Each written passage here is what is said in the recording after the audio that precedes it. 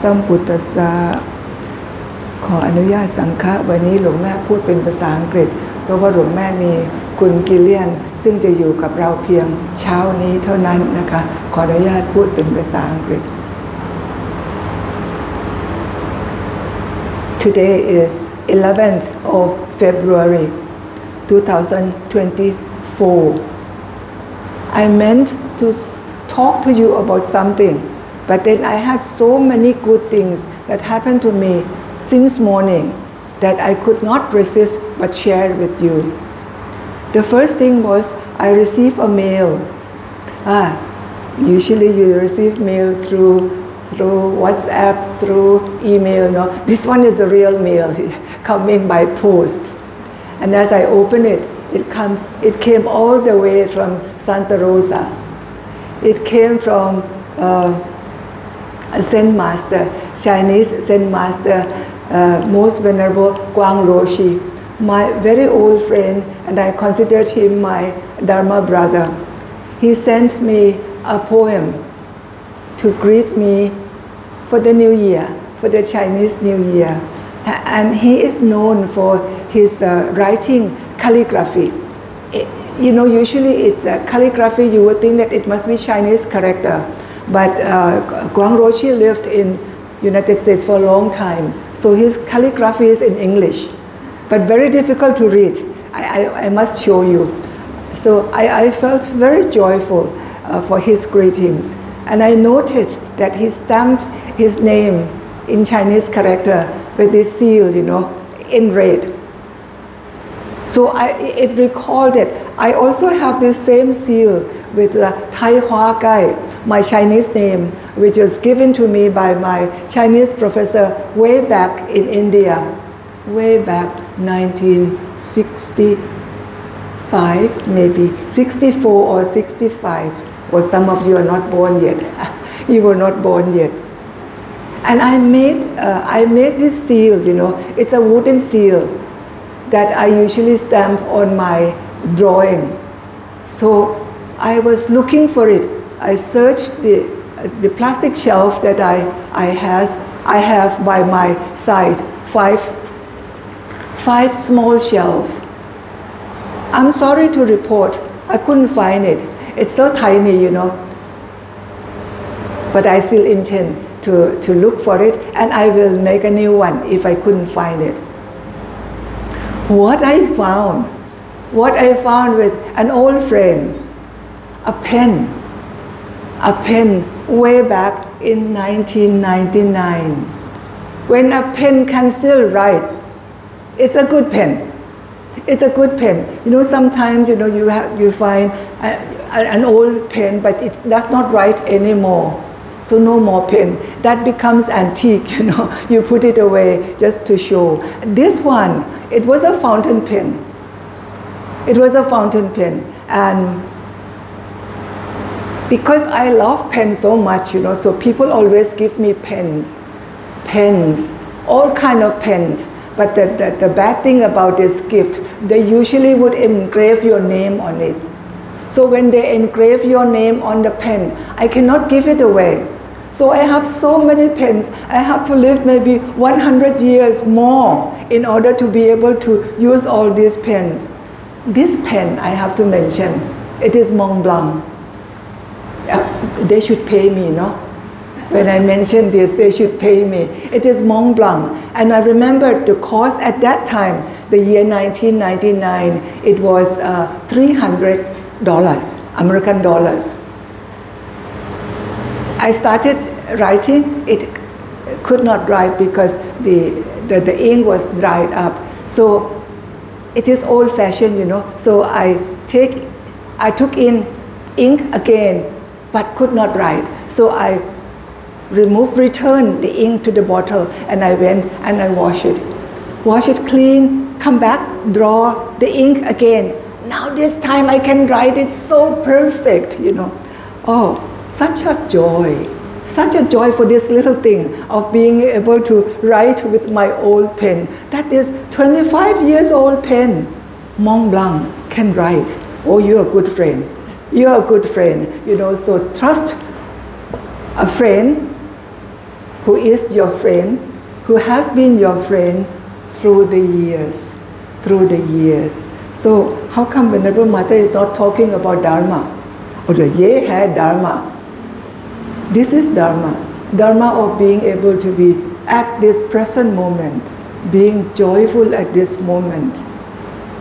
In spite of the fact that I'm failing physically, I am frail and failing in my physical form, but I took so much joy in just meeting this old friend, this Mont Blanc friend. So this practice, we talk about living in the present moment. This is one example. Already I have 2-3 joys, talking about it. And then, as I came through using this elevator, downstairs, I could smell coffee. Somebody just made coffee down there. Again, I was joyful. I was joyful because I'm failing with my eyes and I'm failing with my ears, but my nose is still good. My nose, the sense of my nose is still good, and I could smell coffee. She made coffee very clearly. Oh, I was grateful that at least I could smell. Sometimes I lose direction when I go, particularly when I go to public toilet. When I come out of the public toilet, I don't know which direction I should turn, whether left or right. One time I was lost. Coming out of the toilet, public toilet, I was lost. I went another direction. I went the wrong direction. But then I remembered, when I came to the toilet, I could smell coffee. At that time also smell coffee. But this time when I took this turn, I could not get the smell of coffee. So it must be wrong direction. So I took another turn. I went back the other way, and yes, I was wrong. I took a wrong turn. Little thing like that bring you much joy, bring you much joy. So allow yourself to actually experience this joy of living in the present moment. And I can assure you, living in the present moment does bring so much joy.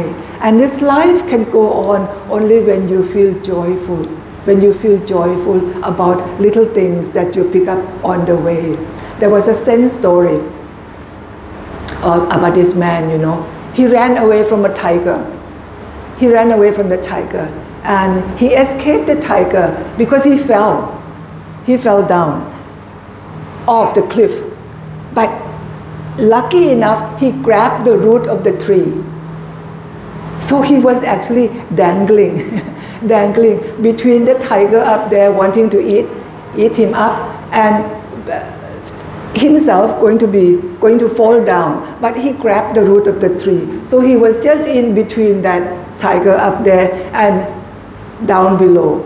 And he saw this raspberry or something that was there, just right there in front of him, red raspberry. So he grabbed this raspberry and put it in his mouth, and he said, it tastes so good.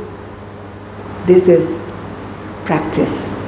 This is Dharma practice of being able to be in the present moment and actually feel joyful.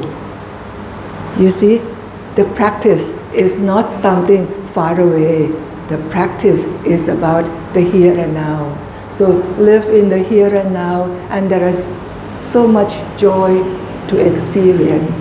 In my age หลวงแม่ปีนี้80แล้วนะเดินก็จะไม่ค่อยตรงทิศตรงทางเดินเป๋ๆปัดๆแต่ว่าก็ยังมีความรู้สึกดีกับเรื่องราวที่ประสบในแต่ละวันเพราะฉะนั้นญาติโยมที่อยู่ทางบ้านนะคะถ้าได้ฝึกให้รู้สึกถึงความสามารถในการที่เราจะอยู่ในขณะปัจจุบันนี้เราจะมีความรู้สึกว่าชีวิตเรายังน่าอยู่ Life is still worth living. As I plan, you will be doing something kusala, wholesome. I will be doing something wholesome for the temple. I will be planning to do this. I will be preparing my clay to teach Our class, coming class soon, we are learning to do the clay sculpture. Like that, you know, live in the present moment, be joyful, be grateful for what we have. We are negligent and we are not joyful for what we have. We always say, oh, you know, I wish I would have that, I wish I would have this. Well, what you have is already much more than many people have, you know. So be joyful in this moment. Gillian is leaving us. So bad that I have to leave, so bad that I come only for a day. But you have come for a day and you have experienced so much, you know. So this is joy, the way we look at things in a joyful way. And usually at the beginning of Dharma teaching, there would be invitation. I explained to you Aratanatham. Aratanatham is inviting the monks or the monk or the Bhikkhunis to give Dharma talk. In Buddhist tradition, there is lots of reenactment. No? This is a bit academic term. No? Reenactment is to act again what happened in the past. So inviting a bhikkhuni or a bhikkhu to give Dharma talk is also a reenactment of the time when the Buddha was enlightened. Or he was considering whether he should preach or not. Because sentient beings, these people, these common people, they might not appreciate my spiritual discovery. Should I just pass away quietly? Nobody would know. Then he would become silent Buddha. But if he becomes silent Buddha, what happened to us? Then we don't hear the Dharma. We don't hear his teaching. Now then come Brahma. Brahma is a Hindu god, upper level, not ordinary gods, not Deva, but upper level. He could read the mind of the Buddha. So when the Buddha was thinking whether he should pass away or not, Brahma was concerned. This particular Brahma, his name was Sahampati Brahma. So he was very concerned that should the Buddha decide not to preach, then sentient beings, you know, these people, they would not benefit from his teaching. So Brahma came, kneel down and fold his palms and invite the Buddha, please preach. It is true that many people, the commoners, will not benefit from your teaching. But there will be some people who would benefit. And he compared people to 3 classes. In the text it says 3 classes of lotus. But then later in commentary they talk about 4 classes of lotuses. Down in the mud, these lotuses will be eaten by turtle or by fish. But there are yet the lotus which already come up above the surface of water, up there, are so ready to open the petal, just waiting for what? Just waiting for the sunlight, for the warmth of the sunlight. The warmth of the sunlight is Dharma. The sun is the Buddha. So just waiting for the warmth of the sunlight, and these petals will be open like that. You know, just like your teaching, Dharma will be benefiting to those lotuses which are just waiting for the warmth of the sunlight. May I invite you to consider teaching. So the Buddha accepted. The Buddha accepted Brahma's invitation. Brahma also promised that he will be protector of Dharma. So Brahma is Dharma protector. So as we entered downstairs on the ground floor, you see Brahma sitting there, you know. You would think that, oh, this is a Buddhist temple, how come you have Brahma? How come you pay respect to Brahma? We pay respect to Brahma because we are grateful to him. But because of him, that's why we have Dharma. So as you enter our temple, downstairs you will find Brahma sitting there with his with his 4 heads. I don't think he goes around so heavily with those 4 heads, but 4 heads symbolizes the 4 qualities of anyone who has these 4 qualities. Metta, Karuna, Mudita, Upekkha. If they have these qualities, they are equal to Brahma. They are equal to Brahma. So here, as we are sitting here, maybe some of you are already Brahma, or you will be going to Brahma abode, so to say. So when we listen to stories like this, you have to listen to the language that is used, that it may be used in ordinary language, it may be used to represent yet another layer of understanding. So like that, this is the reenactment that this person who is now inviting Bhikkhuni or Bhikkhu to invite, they referred to the Buddha's time, referred to Brahma, that how Brahma invited the Buddha to preach. I now invite you, Venerable, to preach. So that was the invitation of Dharma talk. Just before any one of us, start giving Dharma talk. That is the context. That is the context. And you will appreciate much more of Brahma, particularly Sahampati Brahma.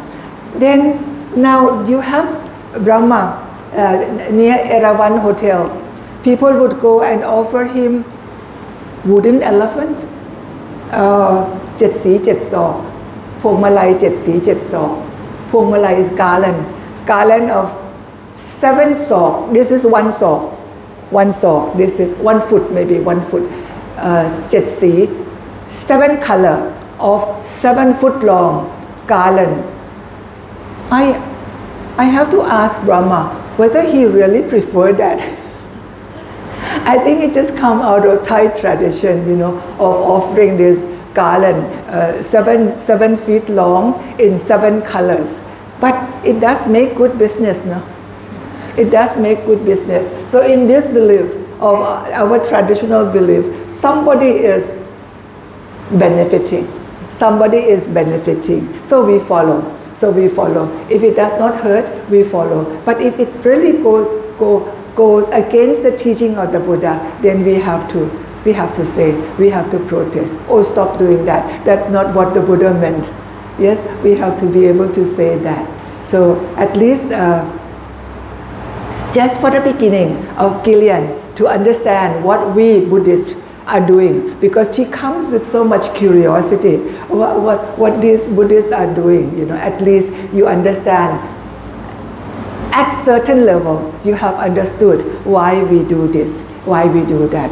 Often, I'm sorry to say, not every Buddhist could really explain to you what we do in our tradition. Sometimes it's just layers of tradition that does not link to the Buddha's teaching. Sometimes tradition links to the Buddha's teaching. So we have to take it, take it with a grain of salt. When we see something that the Buddhists practice, take it with a grain of salt, that it may not refer to what the Buddha actually intended to talk about or to teach us. Today, all of us, we already have entered the 3rd month, no? The 3rd month. This is the 2nd day of the 3rd month as the moon is increasing. So it is the 2nd day of the increasing moon of the 3rd month. And when it is full moon, that it will become Magha Puja, yet another important day for us Buddhists. So today, I wish all of you very happy New Year. Chinese New Year just passed. Xin Jia Yu Yi, Xin Ne Huat Chai to everyone. Thank you.